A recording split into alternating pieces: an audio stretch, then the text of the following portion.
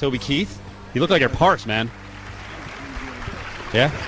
Was it tough out there? No, it was just, I got a little bit of laryngitis. I think I got a little overserved last night. Oh, no. Here, hold the mic pretty close Las Vegas, there. you're supposed to. I got a little overserved last night. Got a little case of laryngitis. Yeah? Didn't get but about 2 hours sleep, so Where'd you hang out? my wagon's dragging. Oh, no. We was over to Aria. Yeah. Yeah. That'll do it to you in Vegas. You got to. A great tournament, though. They, first class, like Michael Jordan to do it. Yeah. And we played pretty good. It's a tough course, and we're done. Can you're done for today. Yeah. You get to play tomorrow. Yeah. We got the day in. Yeah. I'll feel better tomorrow. Too bad the golf course is in such lousy shape, huh? Boy, is it gorgeous or You what? don't feel like you're in Vegas. You feel like you're outside of Cleveland. Yeah, that's what we said. We walked out. I mean, we live here, so we see the desert every day. We're both East Coast guys. So, like, I tell you, I go back east, like, just flying in, I'm like, oh, my God, there's trees. And you came out here, and it's like North Carolina. It's like Pinehurst. Yeah, they put the pine trees in so you don't have to look at the casinos. Yeah. So, can you play? Yeah, I played pretty good today. Yeah. Your goal in these games is a shambles, so Yeah. your goal is to be a Shamble. big hitter once in a while. Yeah. And then everybody plays from the drive in your own ball. Yeah. And, so we played pretty good. Somebody gets one down the middle, everybody else gets to just tee it up and go. Yeah. That's why I like these tournaments because, I mean, it's the only place where I can say, boy, a 300-yard drive. Right. Of course, it's not my fault. It's never yours. Yeah. Yeah, I was going to say, Dave, you don't look like a 300 drive guy at 114 pounds. Not unless I really cheat. And, Problem is some of these athletes, Oh. Are they sick? Oh, they can hit it a mile. I play a lot with Roger Clemens, and he was out here today somewhere, I know, earlier. But I play with him, those guys. Some of those guys hit it so far. Yeah. Those short par fours aren't even the water, and the bunkers are out of play. Those guys are going for the green. Yeah, I mean, they're on top of the fact that they're natural athletes. I mean, you're a big dude. You played football. These guys most of them are. Clemens, until you see him up close, he's a monster. Also, but baseball players know how to generate power in Yep. the swing. Yep. The whole hip thing and everything. Yeah, they know how to turn. I played behind Jim Rice one time, and he drove a par 4. I mean, just drove it. And, I mean, the guy's forearms were like, he was diving there. And then the hand-to-eye coordination with that, they're ridiculous. There's a little green out here. It's a 300-something yard par 4. I was playing with Roger, and the caddy goes, just hit it right down the middle. And I go, okay. And I hit it down there. I'm 60 yards out, 50 yards. Roger gets up there, and the guy shoots the lip of the bunker in front of the green and goes 306 to the top of that bunker. Roger goes, all right. And he hits it 2 hops of green and ends up on the back apron, Wow. Jeez, I hate those guys. You're going to carry it 305. Yeah. Those guys are just, like, sick. But anyway, my team was good. My team was a bunch of drinkers. Yeah. And so they were all hungover, and about the third hole they come around and started feeling a little better. That's what it's all about. Everybody's here. How'd you get involved with this? Do you know Michael Jordan? How do you get involved in something like this? Well, I play with Roger a lot, and Yeah. I was coming out Sunday to do the ACM Awards. Right.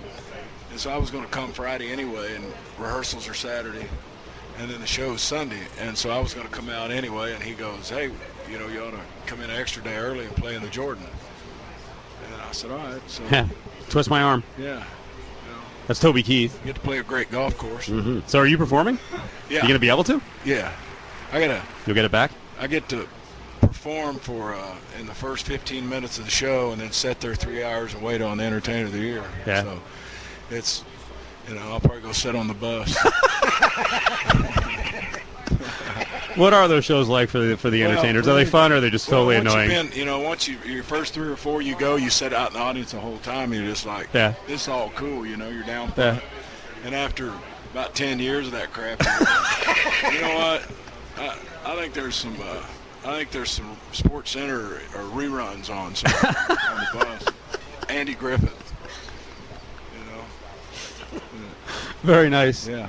So, are you an OU fan or Oklahoma State? Yeah, Oklahoma. We were just talking about, we do sports talk, so we were talking about, there was a piece on HBO last night about college football and kind of some of the crazy stuff that goes on money wise. Yeah. It's pretty nuts. I'm not, it's funny. Barry Switzer actually made a recent statement about Jim Tressel kind of almost like mocking on the situation, like that's really nothing. It is really crazy how big time, how much money is being brought in. And the story last night, the issue was, the players aren't really getting anything unless it's the elite of the elite who get the money handshakes. A lot of the guys aren't getting anything.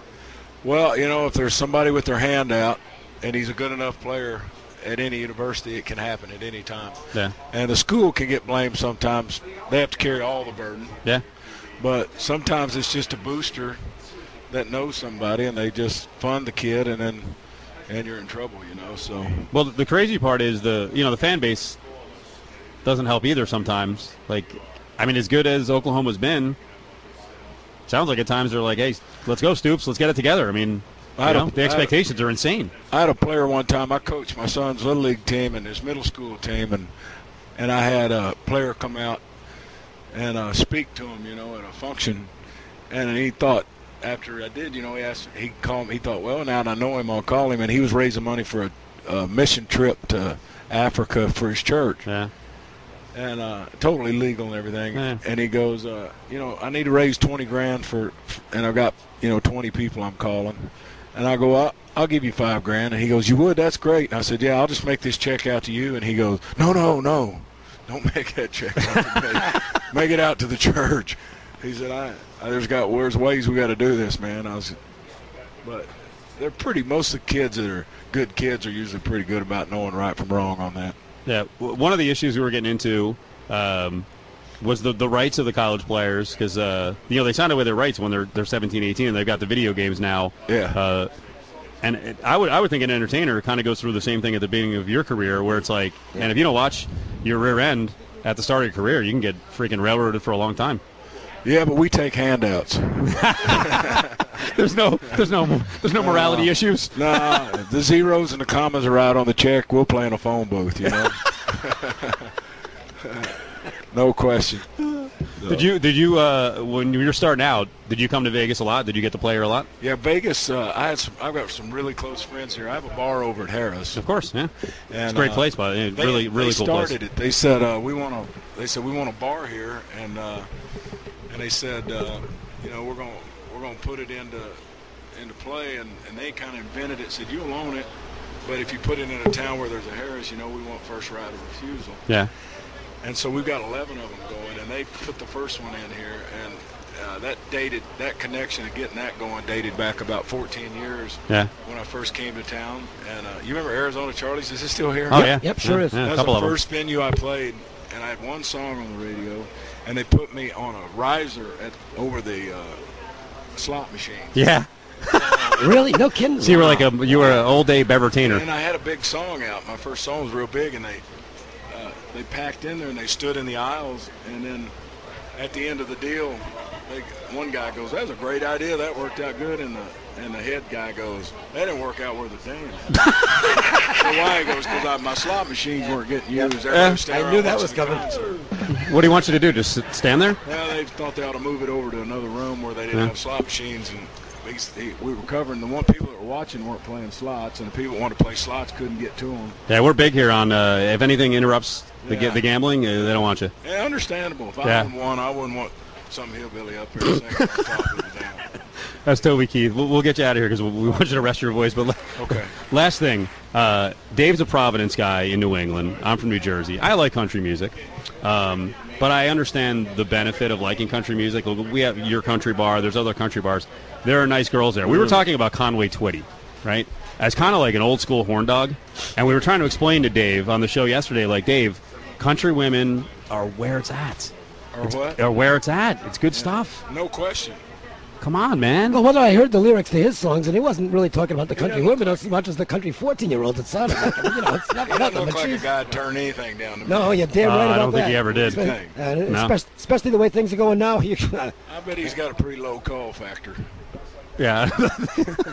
It's getting lower all the time, too. I love that guy. All right, well, get better. Get your voice back. We appreciate a couple minutes. Thank you. All right.